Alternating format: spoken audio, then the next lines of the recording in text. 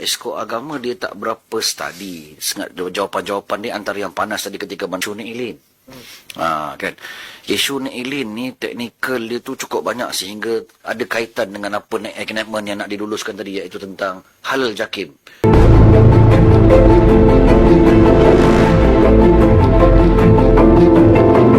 Dalam keputusan kes Nick Elin, Mahkamah Persekutuan antara lain memutuskan pembatalan peruntukan Seksyen 42 Enactment Kanun Jenayah Syariah Kurungan 1 2019 bagi negeri Kelantan, iaitu kesalahan penyalahgunaan penandaan dan perbahasan halal, kerana Badan Perundangan Negeri Kelantan tidak mempunyai kuasa untuk menggubal peruntukan tersebut.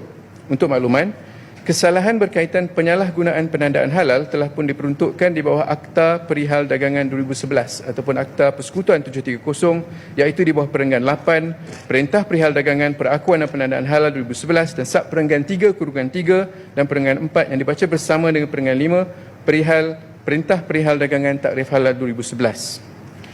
Dalam penghakiman kes Nick Elin, Mahkamah Persekutuan telah merujuk kepada Preclusion Clause dengan izin dalam Senarai 2 Senarai Negeri Perlembagaan Persekutuan yang menghadkan kuasa Badan Perundangan Negeri untuk menggubal undang-undang berhubung dengan hukuman dan kesalahan berkaitan dengan ajaran Islam. Senarai 2 tersebut mengecualikan negeri daripada menggubal perkara berkaitan kesalahan dan hukuman berhubung dengan perkara yang termasuk dalam Senarai Persekutuan. Dalam bahagian baru 10A RUU 2024 yang dicadangkan, terdapat dua peruntukan berkaitan dengan kesalahan dan hukuman bagi perkara yang berhubungan dengan halal, iaitu Perenggan 121E/E yang memberi kuasa kepada majlis dengan persetujuan Duli Yang Maha Mulia Sultan untuk membuat peraturan atau kaedah-kaedah berhubung dengan kesalahan dan hukuman yang hanya terhad kepada perkara berkaitan perakuan orang yang layak melakukan sembelihan halal atau orang yang layak melakukan sertu. Itu sahaja. Jelas, negeri boleh menetapkan apa yang halal dan apa yang tidak berdasarkan hukum syarak yang dikuatkuasakan di negeri itu. Jadi saya kena ambil contoh ayam untuk kita jelaskan poin ini.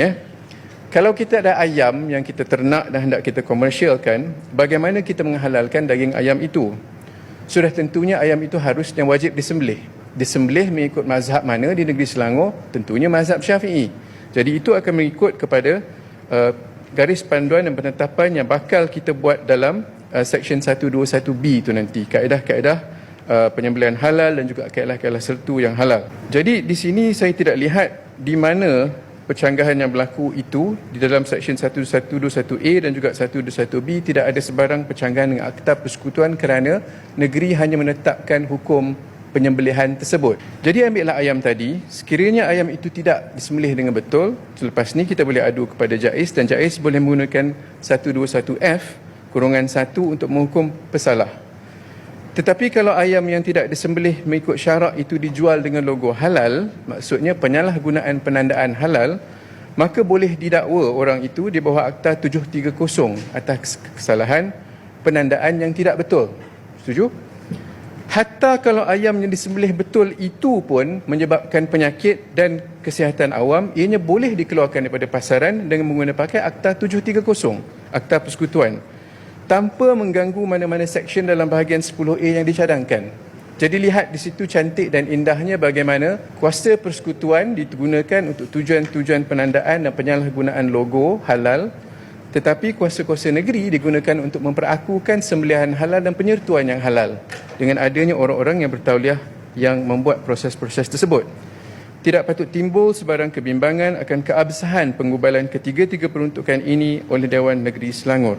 Untuk cadangan pewujudan bahagian 10A pula yang harus saya tekankan, ini hanya tertumpu kepada 4 perkara utama. Pertama adalah tafsiran barang-barang makanan atau perkhidmatan yang berkaitan dengan makanan atau barang-barang yang halal yang disebut dalam Seksyen 121A. Kedua, kuasa majlis berkaitan dengan perakuan barang-barang makanan, barang-barang atau perkhidmatan yang berkaitan dengan makanan atau barang-barang halal, perakuan orang-orang yang layak melakukan sembelihan dan sertu, ini semua disentuh dalam Seksyen 121B.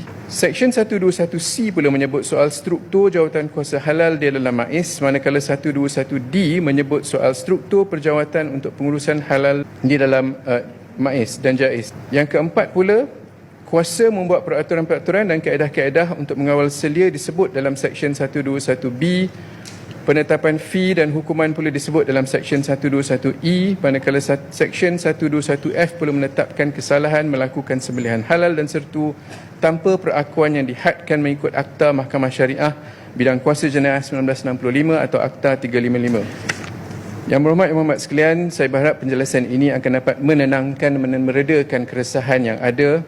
Itulah bila disebut bahawa pengubalan ini telah melalui kajian, libat urus dan dibuat dengan cermat. Harus kita juga hadapi cadangan sebegini dengan penuh keterbukaan dan husnuzon kepada para penjawat awam kita, terutamanya pengamal undang-undang di kalangan kita. Saya ingin mengambil kesempatan ini untuk mengucapkan jutaan terima kasih kepada mereka di atas penggubalan ini dan membekalkan fakta-fakta kepada saya pada hari ini. Terima kasih sekali juga kepada ahli-ahli Dewan Yang Mulia ini untuk sesi perbahasan semalam dan tahniah kerana anda telah melakar sejarah menambah baik enactment pentadbiran agama Islam Negeri Selangor 2003 dengan sekejap lagi akan meluluskan pindaan 2024 ini. Terima kasih Tuan Speaker, saya sekali lagi mohon mencadangkan.